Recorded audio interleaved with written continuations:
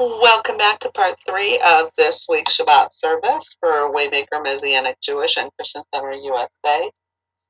This is Saturday, January 16th, 2021 on the Gregorian calendar, and on the Hebrew calendar it is the second day of Shabbat, 5781. We are going to go over, we're in the Torah portion this week, and this week we're doing Exodus chapter 6. Verse 2 through chapter 9, verses 35. So we are on chapter 9 now with the next 3 plagues: livestock, boils, and hail. And Adonai said to Moses, "Go in to Pharaoh and tell him, this is what Adonai, the God of the Hebrews, says: Let my people go so they may serve me. For if you refuse to let them go and hold them still, behold, the hand of Adonai will fall upon your livestock that are in the field, on the horses, donkeys, camels, herds, and flocks. There will be a crushing plague. But Adonai will make a distinction between the cattle of Israel and the cattle of Egypt, and nothing will die that belongs to Benai Israel. Also, Adonai set a specific time, saying, Tomorrow Adonai will do this thing in the land. Then the next day Adonai did the deed. All the cattle of Egypt died, yet all the cattle of Benai Israel, not one died. When Pharaoh inquired, there was not much. There was not so much as one of the cattle of Benai Israel dead, but the heart of Pharaoh was stubborn, and he did not let the people go. Then Adonai said to Moses and Aaron, Take handfuls of soot from this furnace and have Moses throw it heavenward in the sight of Pharaoh. It will become fine dust over the land of Egypt and will become boils erupting with sores on both men and animals throughout all the land. So they took the soot from the furnace and stood before Pharaoh. When Moses threw it heavenward, it became boils erupting with sores on both men and animals. Moreover, the magicians could not stand before Moses because of the boils, because they were on the magicians as on all the Egyptians.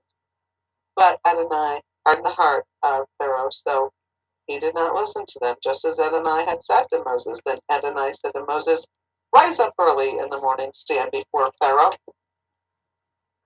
and say to him, This is what Adonai, the God of the Hebrews, says, Let my people go so they may serve me. For this time I will send all my plagues to your heart and on your servant and your people, so that they may know that there is none like me in all the earth.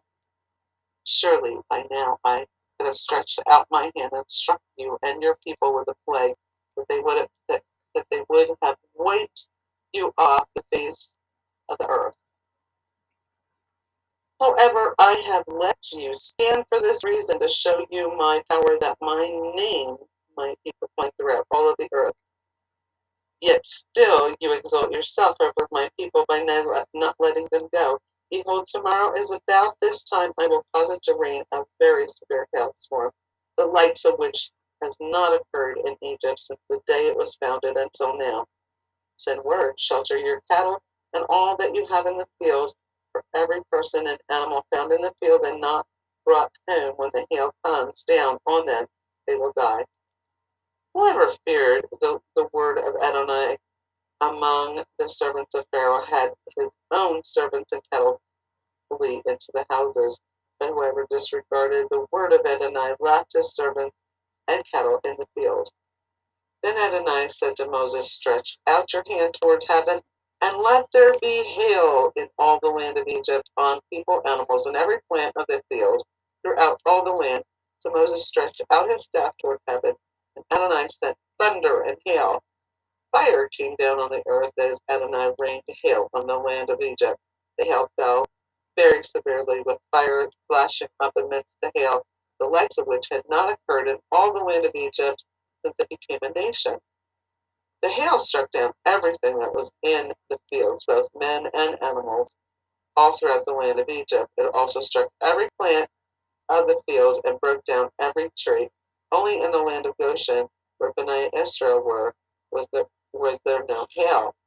The Pharaoh called for Moses and Aaron and said to them, I have sinned this time. Adonai is righteous, while I and my people are wicked.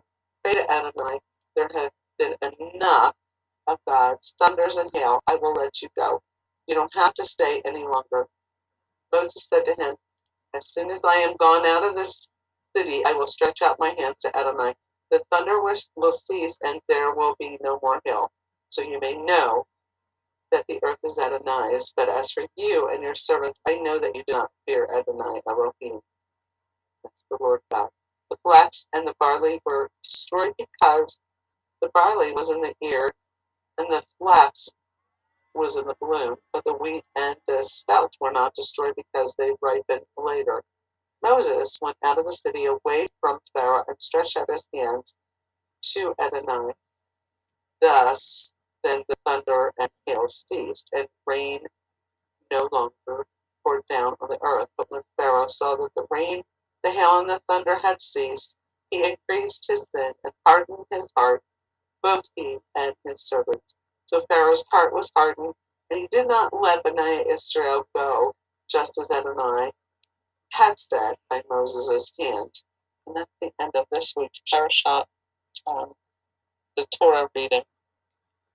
So to recap, um, as we began, like we recapped a little bit on last week, Pharaoh was not going to let the people go. So we're picking up where God has to reassure Moses that this is part of his divine plan for the development of the children of Israel, for the nation of Israel. So he outlines the 5 stages of his plan, from taking them out of slavery to bringing them into the land of their inheritance that was promised to them. And Moses brings God's word to Bnei Israel, but they are too oppressed to even appreciate them.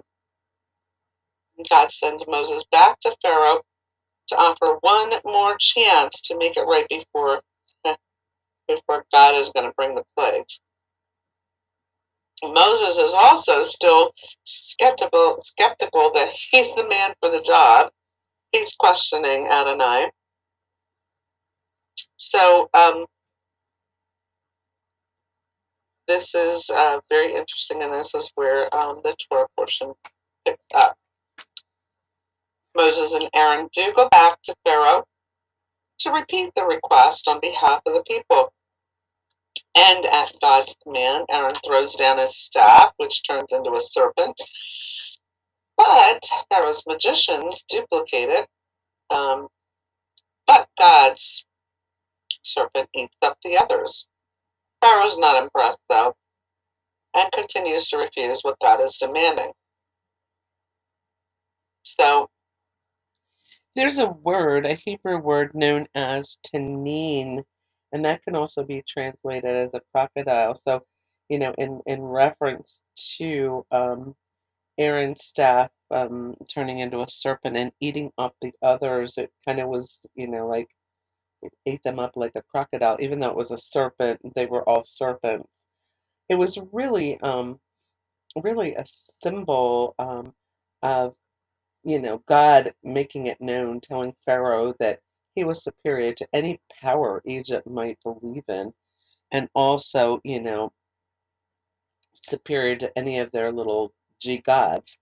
Because actually, the Egyptian god Sobek, god of the Nile, was often depicted as a crocodile or a man with a crocodile head. So this was very symbolic in that aspect.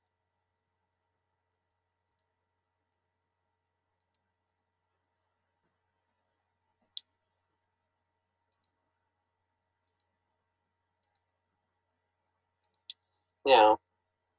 Then we've got the first 3 plagues. The suffering of Egypt is beginning. God sends plague after plague against the Egyptians, demanding that they let his people go.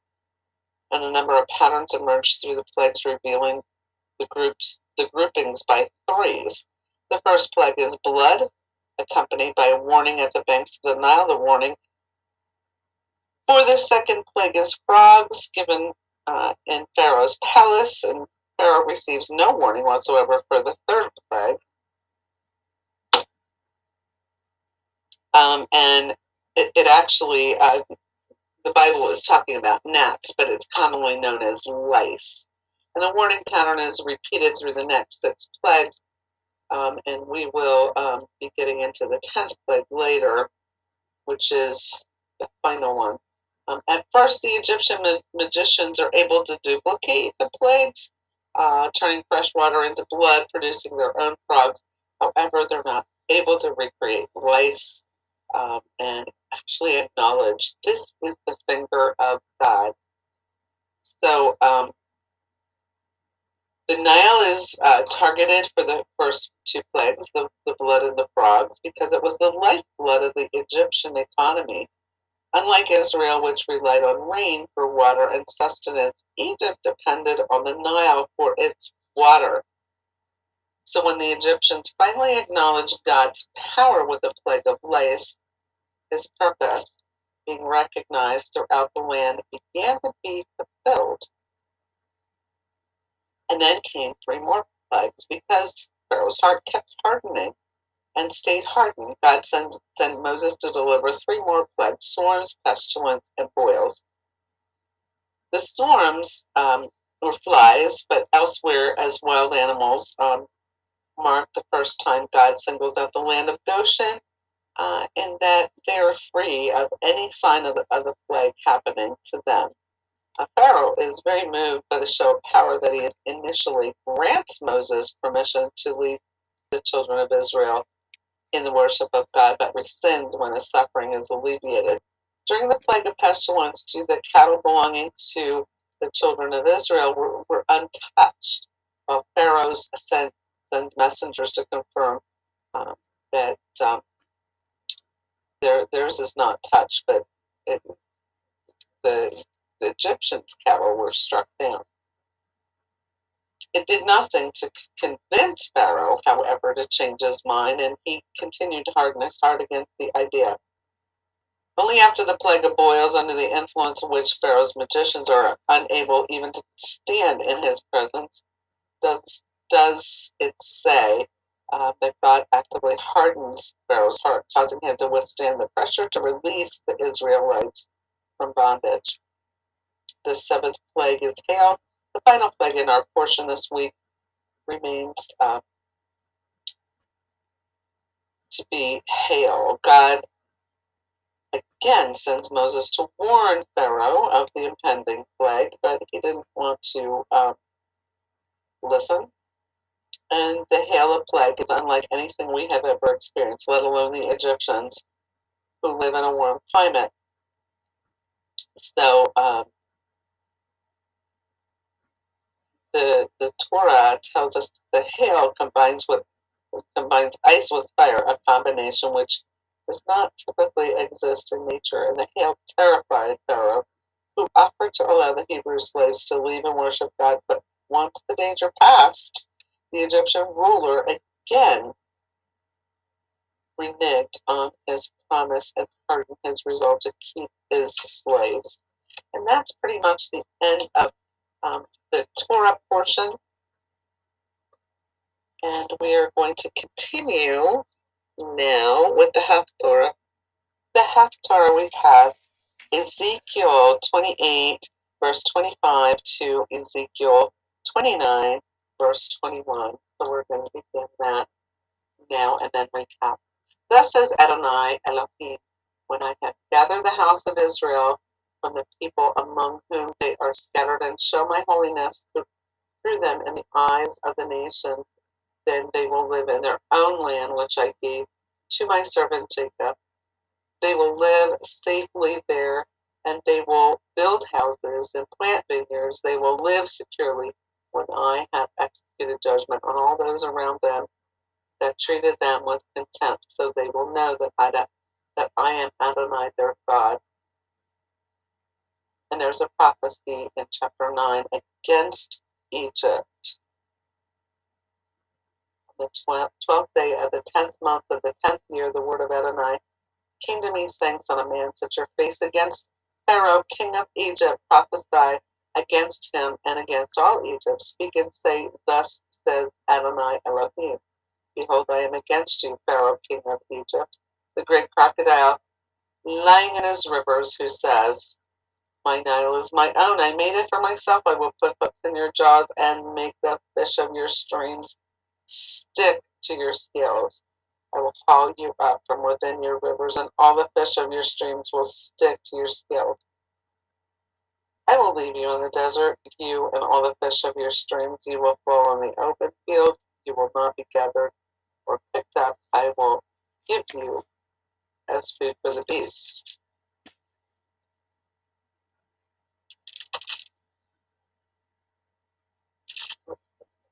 Beasts of the earth, and the birds of the sky.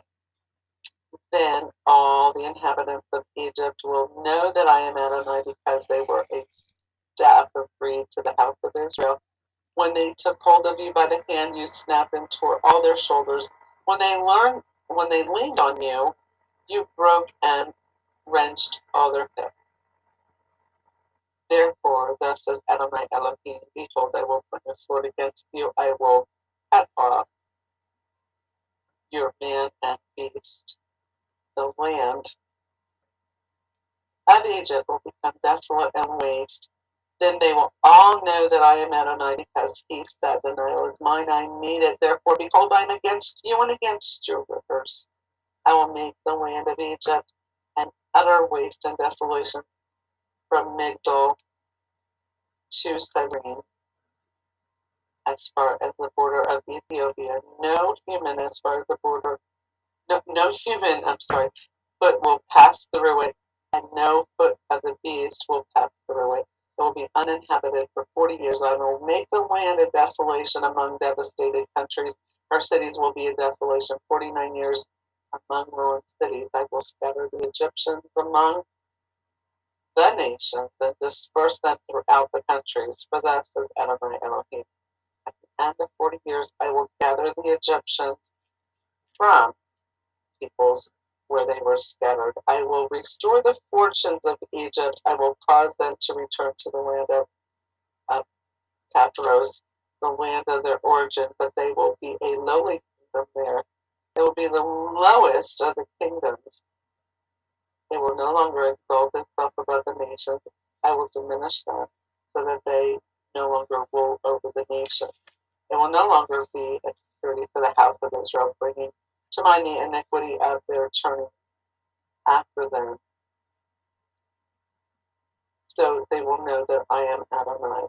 On the first day of the first month of the 27th year, the word of Adonai came to me, saying, Son of man, Nebuchadnezzar, king of Babylon, made his army labor hard against Tyre. Every head became bold and every shoulder chafed, but he and his army had no profit from Tyre, for the labor that he had expended against it. Therefore, thus says Adonai Elohim, behold, I will give you the land of Egypt to Nebuchadnezzar, king of Babylon. He will carry off her abundance, take her spoil, and take her prey. It will be the wages for his army. So this is not good. I have given him the land of Egypt at his wages, for which he served, because they worked for me. It is a declaration of Adonai and the Messianic horn. In that day I will cause a horn to shoot up for the houses of Israel. I will open your mouth among them. They will know that I am Adonai. So as we're ending that, that's not good for Egypt. Like I said, that's not good.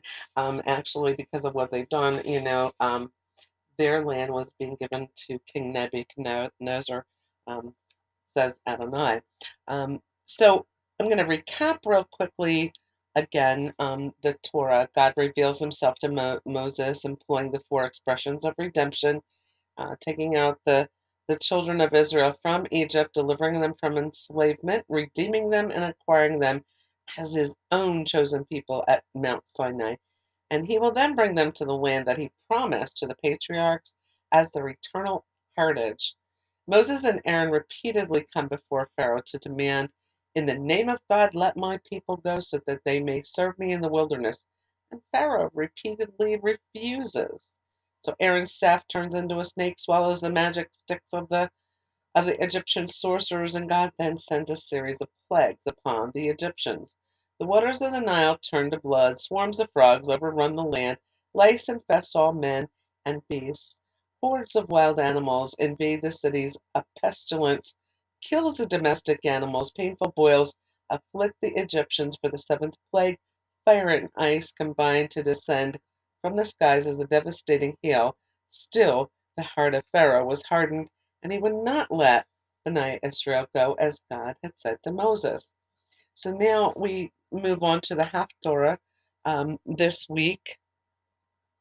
Begins with a mention of the ingathering of the exiles, echoing God's promise mentioned in the Torah, I will take you out of the suffering of Egypt. The prophet then goes on to discuss the decimation of Pharaoh and Egypt, reminiscent of the primary theme of the Torah portion, the devastation God wrought upon Egypt.